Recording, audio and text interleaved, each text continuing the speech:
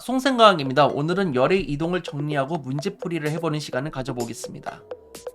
자, 여기서 보면은 다양하게 열이 이동하는 방법을 확인할 수가 있습니다. 주전자 아래쪽을 가열하면 물이 고루 뜨거워지는 것은 대류 현상이고요. 프라이팬으로 고기를 굽는 것은 전도 현상입니다. 뜨거운 물이 점점 식는 것은 전도 현상이고요. 토스터로 빵을 굽는 현상은 이제 복사 현상이었습니다.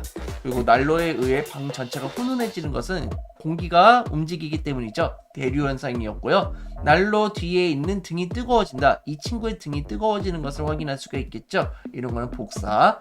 다리미로 옷을 다리는 것 또한 직접 접촉을 하고 있기 때문에 전도 현상임을 확인할 수가 있습니다. 우리는 일상생활에서 이렇게 전도, 대류, 복사가 다양하게 활용이 되고 있는데요. 특히 대체적으로 열이 이동할 때에는 전도, 대류, 복사 중 한 가지 방법으로만 이동하지 않고 한 번에 두세 가지 방법으로 이동하게 됩니다. 예를 들어서 난로 위에 있는 주전자가 데워질 때 주전자를 만져보면은 주전자 전체가 뜨겁습니다. 그거는 전도에 의해서 뜨거워지는 거고요. 주전자 속에 물이 데워진다든지 난로의 열이 대류에 의해서 방 전체가 고르게 따뜻해지는 것은 대류라고 볼 수가 있겠습니다. 그리고 난로 앞에 있는 이 고양이가 따뜻함을 느끼거나 태양 복사 에너지에 의해서 따뜻하게 느껴지는 것은 복사라고 볼 수가 있겠습니다. 자, 여기 있는 얘도 한번 살펴보도록 할 텐데요. 여기 있는 모닥불의 열에 의해 가지고 돌이 달궈지는 것은 전도라고 볼 수가 있겠습니다. 그리고 주전자 속에 있는 물이 데워지는 것은 대류라고 볼 수가 있겠고요. 주변에서 따뜻함을 느끼는 것은 복사라고 볼 수가 있겠습니다. 자, 그러면 지금까지 배운 내용을 가지고 문제를 한번 풀어보도록 하겠습니다. 열이 이동하는 방법에는 세 가지가 있었습니다. 뭐가 있었습니까? 전도, 대류, 복사가 있었습니다. 기체나 액체에서는 입자가 직접 이동하면서 열이 이동하는 현상을 보고 우리는 대류라고 했었습니다. 냉난방의 효율을 높이기 위해서 에어컨은 집안에 어느 쪽에 있어야 된다? 그렇죠. 위쪽에 있어야 된다고 했었습니다. 그리고 온풍기는 집안의 아래쪽에 설치되는 것이 좋다고 했었습니다. 자, 열의 이동 방식에 대한 설명으로 옳은 것만을 보기에서 있는 대로 고르시오.